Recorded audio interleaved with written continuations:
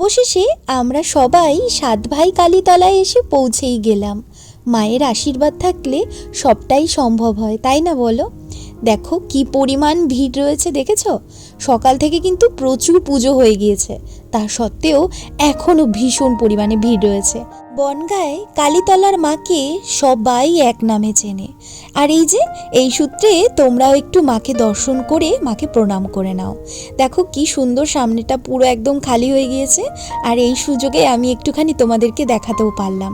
ইছামতি নদীর এই পারে মায়ের এক মন্দির, অর্থাৎ যেখানে কালীতলার মন্দির রয়েছে, আর এই ব্রিজের ওপর দিয়ে গিয়ে ওই পাশে রয়েছে আর একটা মন্দির, যেখানে 7 জন ডাকাতের মাথা রয়েছে, জানো? আর সেইটা হলো মায়ের আর এক মন্দির। আর এই যে ব্রিজের ওপর দিয়ে যেতে যেতে এই সবাই একটু খুনসুটি করছি আমরা। আর বুনু সামনে রয়েছে, আমি, মা আর এই যে আমার বরবাবু, আমরা 3 জন রয়েছি পেছনে। আর দেখো ইছামতি নদীটা কি সুন্দর লাগছে না বলো দেখতে? দেখো ইছামতি নদীটাকে কি সুন্দর লাগছে না বলো দেখতে? অপূর্ব শোভা যেন তার বেড়ে উঠেছে। যদি ওই মেলাটার সময় না এই ইছামতি নদী বেশি সুন্দর লাগে দেখতে, জানো? এই নদীর পাড়ে প্রচুর মানুষ পিকনিক করে এই সময়, এখনও করছে।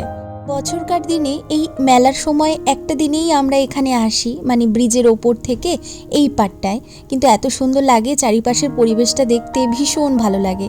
এক অজানা যেন গ্রাম এখানে লুকিয়ে থাকে, জানো? আর এখানেও দেখো মেলাটা ছোটোখাটো করে হলেও অনেক মানুষ এখানে এসেছেন। এখানেও না আলাদা করে আবার পুজো দেওয়া যায়, জানো তো? আর এই সিঁড়ি থেকে নামার সময় আমার যে কি ভয় লাগছে, প্রতিবারই যখন এই সিঁড়ি থেকে নামি তখনই ভয় লাগে।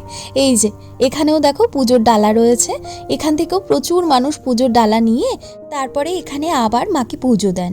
সত্যি কথা বলতে কালীতলার মা ভীষণই জাগ্রত। যে যা মনোবাসনা মায়ের কাছে নিয়ে আসে সবটাই মা পূরণ করে দেন, জানো? তোমরাও যদি কিছু চাইতে চাও মায়ের কাছে, তাহলে এই সুযোগে চেয়েই নাও। দাঁড়াও, এখন আবার মন্দিরের যে গেটটা রয়েছে না, সেটা বন্ধ করে দিচ্ছে, তাই আমরা আবার এসেছি ইছামতি নদীর পাড়ে, মানে এই পাড়টা থেকে যে ঘাটটা রয়েছে সেইখানে। এখানের পরিবেশটা ভীষণ সুন্দর লাগছে দেখতে, আর অনেক নৌকো রয়েছে। অনেকে আবার কি করছে বলো তো, এই আসার সময় তো ব্রিজের ওপর দিয়ে আসছে, যাওয়ার সময় না নৌকোয় করে আবার ওপারে যাচ্ছে। আমাদের 4 জনের মধ্যে মা আর আমার বরবাবু, এরা দুজনই সাঁতার জানে, তবে আমি আর বুনু জানি না। তাই জন্য মাকে কোনো না কোনোভাবে এখন রাজি করানোর চেষ্টা করছি যে আমরাও এখন এখান থেকে ফিরবো যখন, তখন এই নৌকোয় করেই ওপারে ফিরবো। এবার তবে আমরা একটুখানি ছবি তুলে নিই, ছবি তুলে তারপরে এখানের যে ছোট মেলাটা হচ্ছে ওখানে কিছুক্ষণ ঘুরবো। আর হ্যাঁ, তার আগে না তোমাদেরকে একটুখানি দেখিয়ে দেব যে এখানের মায়ের যে মূর্তিটা রয়েছে, সেখানে মায়ের মুখখানা কতটা অপূর্ব।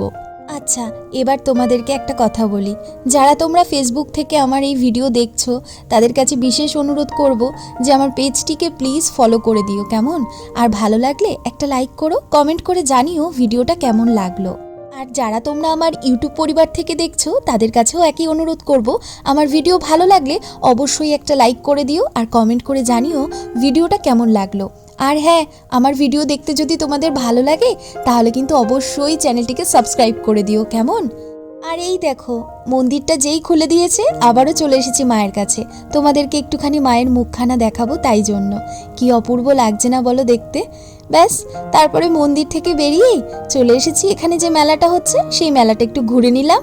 আর মেলা ঘুরে এখন আবার এখান থেকে ফিরবো, তাই মা বলল একটুখানি সবাইকে ঘুগনি খেয়ে নিতে। মা যেহেতু এখানে বড়, তো তাই আমরা এখন ছোট ছেলে মেয়ে, তাই আমাদেরকে একটুখানি মা এটা ওটা করতে বলছে, এটা কিনে নাও, এটা খেয়ে নাও, এই আর কি। তবে মা কিন্তু খাবে না, জানো তো? আমরা 3 জনই খাবো। যখনই বাইরে কোথাও বেরোই মায়ের সাথে, মা কিচ্ছুটি দাঁতে কাটে না, জানো? মায়ের নাকি ভালো লাগে না।